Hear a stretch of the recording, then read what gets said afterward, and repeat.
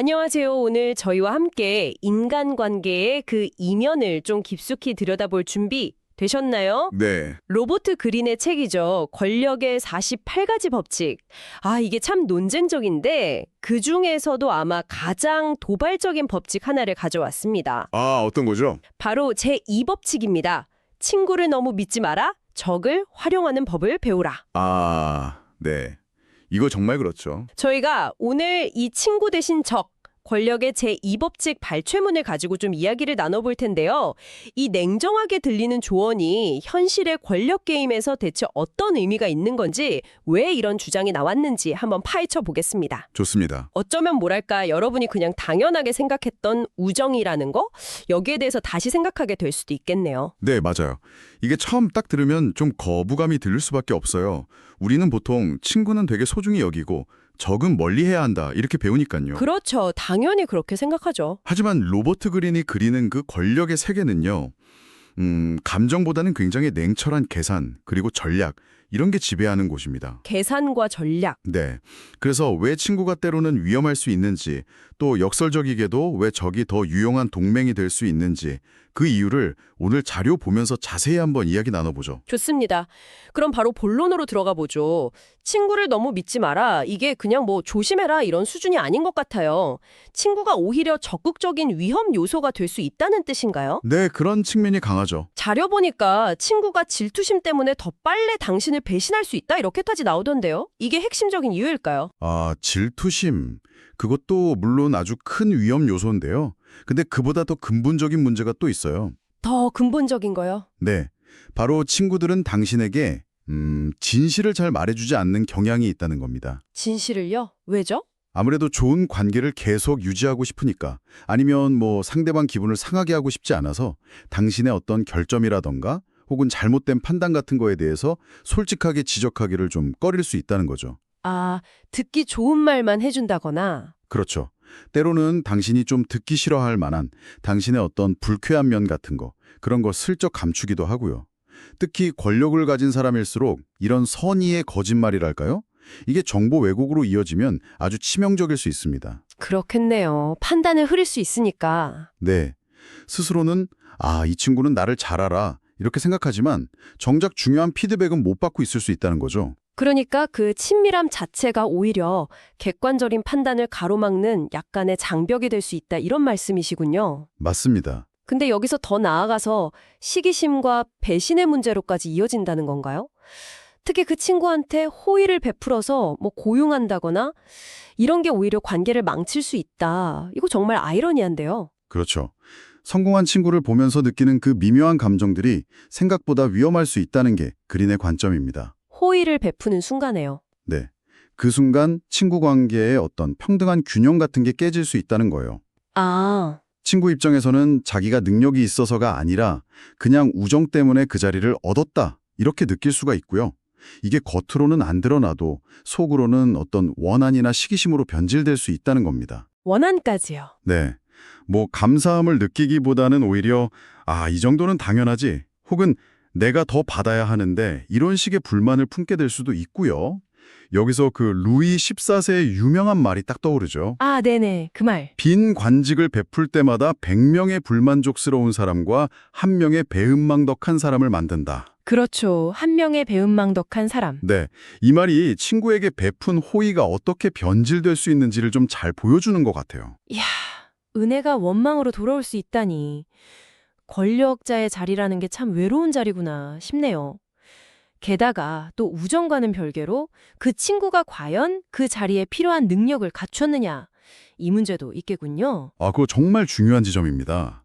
권력의 세계에서는요, 종종 우정보다는 실질적인 기술이나 역량, 이게 훨씬 중요할 때가 많거든요. 실력이 우선이다. 네. 그 비잔틴 제국의 미카엘 3세 황제 사례가 이걸 아주 극명하게 보여주죠. 미카엘 3세, 어떤 이야기인가요? 이 황제가 어린 시절 친구였던 사람이 있어요. 마구간지기 출신이었는데 바실리우스라고. 근데 이 사람을 오직 충성심 하나만 믿고 제국의 아주 막강한 자리인 공동 황제까지 앉혔습니다. 와, 공동황제요? 파격적인데요. 그렇죠. 근데 이 바실리우스는 무능했을 뿐만 아니라 결국엔 권력욕에 사로잡혀서 자기를 그 자리에 앉혀준 친구, 미카엘 3세를 아주 잔인하게 살해하고 스스로 황제가 되어버렸죠. 헉, 배신을. 그것도 살해까지. 네, 이처럼 사랑과 애정에 기반한 판단은 때로는 정말 끔찍한 결과를 낳을 수 있다는 겁니다. 그리는 이런 감정이 이성적인 판단, 특히 다른 사람의 그 숨겨진 야심이나 이기심을 간파하는 능력을 흐리게 만든다고 계속 경고해요. 무섭네요. 친구의 위험성에 대해서는 이제 좀 알겠습니다. 그렇다면 이 법칙의 후반부, 적을 활용하는 법을 배우라. 이 조언은 어떻게 받아들여야 할까요? 네, 그 부분이 또 핵심이죠. 자료에서는 심지어 친구보다 적에게서 더 두려워할 것이 적다. 뭐 이렇게까지 말하는데 이건 정말 상식을 뒤엎는 이야기 같아요. 어떻게 적이 친구보다 더 유용할 수 있다는 건지. 여기서 핵심은 이거예요. 적을 당신 편으로 만들었을 때, 그때의 역학관계입니다. 아, 내 편으로 만든 다음에는 다르다. 그렇죠. 옛 적을 동맹으로 끌어들이면 그 사람은 자신의 충성심을 끊임없이 증명해야 하는 입장에 놓이게 돼요. 아, 당신의 신뢰를 얻으려고, 그리고 과거의 그 적대감을 씻으려고 더 많은 노력을 기울일 가능성이 높다는 거죠. 오히려 더 열심히 한다. 네, 특히 당신을 한 번 배신했던 적이라면 더욱 그렇습니다. 다시 기회를 얻었으니 이번에는 정말 충성을 다하려고 할 수 있다는 거예요. 이게 바로 그린이 말하는 검증된 충성심의 역설입니다. 충성심이 애정이 아니라 오히려 증명해야 할 필요성에서 나온다. 이거 참 흥미로운 관점이네요. 그렇죠. 자료에 나온 것처럼 뭐 사형 선고 받았다가 목숨 건진 사람이 은인에게 땅 끝까지라도 가겠다 이렇게 맹세하는 심리랑 좀 통하는 걸까요? 네, 비슷한 맥락으로 볼 수 있습니다. 절박함에서 나오는 충성심이죠. 그리고 이런 관계는 감정적인 문제에서 좀 더 자유로울 수도 있겠네요. 친구 관계보다는요. 맞습니다. 친구 관계는 뭐 애증이라던가 기대, 실망 이런 복잡한 감정으로 얽히기 쉽잖아요. 그렇죠. 서운하기도 하고. 네. 하지만 옛적과의 관계는 훨씬 더 실용적인 기반, 다시 말해 상호 이익 위에 세워질 가능성이 높다는 거죠. 상호 이익. 네. 감정적인 동요가 적으니까 오히려 더 안정적이고 예측 가능한 관계가 될 수 있다 이겁니다. 그 나폴레옹 시대의 탈레랑과 푸쉐 관계가 딱 대표적인데요. 아, 탈레랑과 푸쉐 들어본 것 같아요. 네, 탈레랑은 외무장관이었고 푸쉐는 비밀경찰 수장이었죠. 둘은 서로를 정말 극도로 혐오했습니다. 혐오요? 네, 그런데도 필요할 때는 완벽하게 협력했어요. 개인적인 감정은 그냥 철저히 배제하고 오직 공동의 목표와 이익을 위해서만 움직였기 때문에 가능했던 일이죠. 감정의 개입이 적은 관계가 오히려 더 전고할 수 있다. 아, 정말 권력의 세계는 좀 다른 논리로 움직이는 것 같습니다. 그렇죠, 냉정하죠. 근데 적의 존재가 단지 이렇게 활용의 대상을 넘어서 우리 자신을 더 강하게 만드는 역할도 한다고요. 적이 없으면 나태해진다는 건가요? 네, 그린은 그렇게 주장합니다.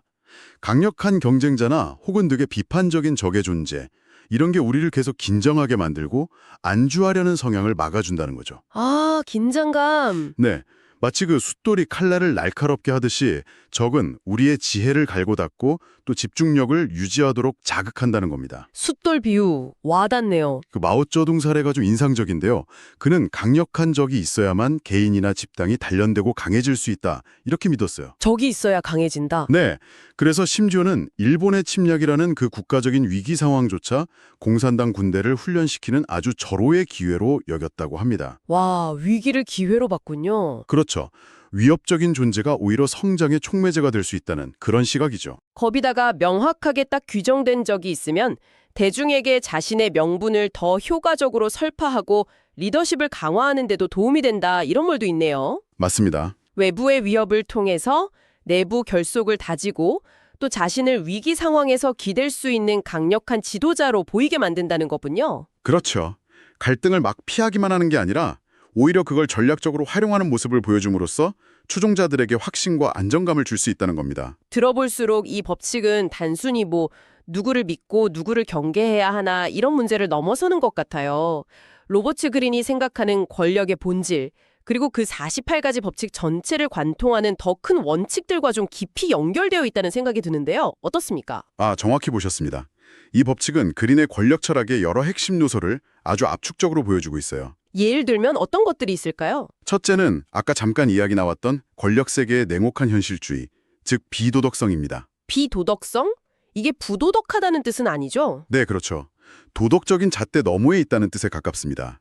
권력 게임에서는 행동의 선악, 뭐 이런 거나 사랑, 증오 같은 개인적인 감정보다는 오로지 결과와 효율성이 중요하다는 관점이죠. 결과가 중요할 뿐이다. 네. 어떤 행동이 윤리적으로 옳으냐, 이거보다 그것이 내가 원하는 권력을 가져다 주는가, 이게 더 우선시 된다는 겁니다. 그렇다면 친구에 대한 신뢰를 의도적으로 보류한다거나 필요하면 적과 손을 잡는 행위 자체가 정면으로 부딪히기보다는 상황을 좀 우회적으로 조종해서 원하는 걸 얻는 간접적인 행동 기술의 일부라고 볼 수도 있겠네요. 굉장히 계산적인데요. 그렇죠. 아주 계산적이죠. 그리고 이게 바로 두 번째 핵심 원칙인 감정 통제와 심리적 통찰력의 중요성으로 이어집니다. 감정 통제. 네. 권력의 기본은 자신의 감정, 특히 애정이나 분노 같은 강한 감정에 휘둘리지 않는 능력이고요. 동시에 다른 사람의 숨겨진 동기, 예를 들면 친구 마음속 깊은 곳에 있는 질투심이라든지 반대로 적이 보여줄 수 있는 계산된 충성심 같은 거, 이런 걸 꿰뚫어보는 심리적 통찰력이 결정적인 역할을 한다는 거죠. 다른 사람의 속마음을 읽는 능력? 그렇죠. 그린이 권력 획득에 있어서 가장 중요한 지식은 바로 이 인간 심리에 대한 이해다, 이렇게 보는 이유입니다. 그래서 자료에 나온 조언처럼 권력자는 모든 사람을 연구 대상으로 삼아야 하고 누구도 완전히 신뢰해서는 안 된다, 이런 태도를 가져야 한다는 거군요. 네. 사람을 판단할 때도 그 사람의 의도나 나와의 관계 이런 게 아니라 그 행동이 가져오는 실질적인 결과에 초점을 맞춰야 하고요. 듣기에는 좀 피곤하고 냉정하게 들리기도 하는데요. 확실히 그렇죠. 인간적인 관점에서 보면 좀 불편할 수 있는 시각입니다. 하지만 권력 유지라는 목표 앞에서는 감상적인 판단을 배제해야 한다. 이게 그린의 일관된 주장이에요. 그렇군요. 이건 또 도움을 구할 때 상대방의 동정심이나 감사함에 호소하지 말고 그들의 이익에 부합하는 방식으로 접근하라는 제13법칙의 정신과도 정확히 일치하는 부분입니다. 13법칙과도 연결되는군요. 네. 친구의 의리에 기대기보다는 필요하다면 적과도 상호 이익이라는 더 단단한 기반 위에서 관계를 맺는 것이 효과적일 수 있다는 점을 제2법칙이 보여주는 셈이죠. 한적으로는 일과 우정을 섞지 말라고 하면서도 말이죠. 네. 그린도 특정 상황에서는 친구의 유용성을 인정합니다. 대표적인 예가 뭐냐면 권력자가 직접 손대기 좀 껄끄러운 더러운 일, dirty work를 처리해야 할 때예요. 더러운 일요? 네. 이런 일은 아무래도 위험 부담이 크잖아요.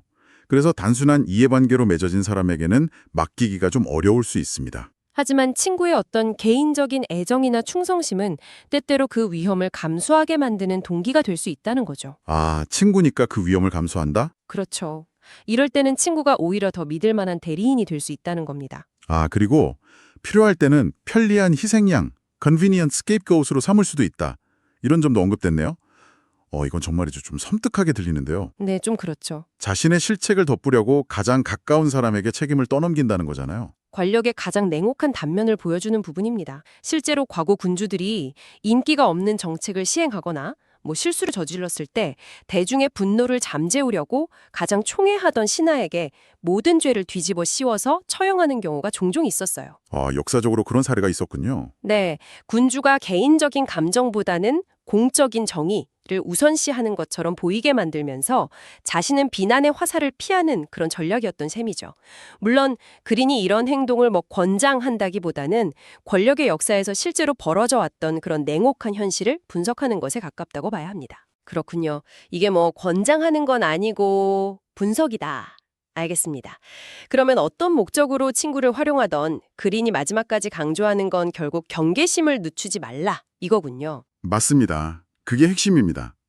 설령 친구를 고용하거나 특수한 목적에 이용하더라도 그 관계 속에 혹시 숨어 있을지 모르는 시기심이나 배신, 불만의 징후, 이런 것들을 끊임없이 살펴야 한다는 거예요. 계속 주시해야 한다. 네. 권력의 영역에서는 영원한 우방도, 영원한 적도 없다는 말이 있듯이 가장 가까웠던 친구가 상황 변화에 따라서 언제든 가장 위험한 적으로 돌변할 수 있다는 걸 명심해야 한다. 이게 제2법칙의 마지막 경고입니다. 우정이 아무리 깊다고 해도 결코 방심해서는 않는다는 거죠. 네, 오늘 로버트 그린의 권력의 48가지 법칙 중 제2법칙, 친구를 너무 믿지 마라, 적을 활용하는 법을 배우라에 대해 정말 깊이 한번 파고들어 봤습니다. 정리를 좀 해보자면 권력의 세계에서는 때로 감정적인 유대보다는 냉철한 전략적 판단이 우선될 수 있다. 그리고 친구가 가진 잠재적 위험, 특히 그 시기심이나 배신 가능성을 인지하고 역설적으로 적으로부터 검증된 충성심이나 상호 이익에 기반한 유용성을 찾아낼 줄 아는 그런 지혜가 필요하다는 것이었죠. 네, 맞습니다. 물론 친구를 더러운 일 처리나 심지어 희생양으로 활용하는 냉혹한 예외도 존재하고 어떤 경우든 관계에 대한 끊임없는 경계가 필수적이라는 점도 짚어봤습니다. 오늘 나눈 이야기는 결국 인간관계라는 어떻게 보면 지극히 감성적인 영역과 권력이라는 아주 현실적인 영역이 어떻게 충돌하고 또 얽히는지를 잘 보여주는 것 같습니다.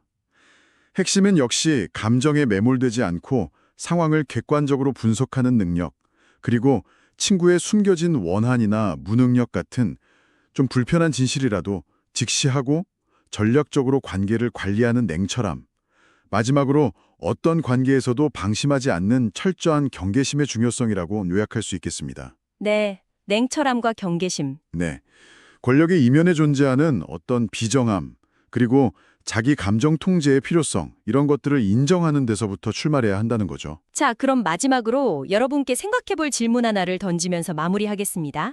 오늘 저희가 살펴본 이 친구와 적에 대한 관점, 어쩌면 좀 다소 냉정하고 불편하게 느껴질 수도 있을 텐데요.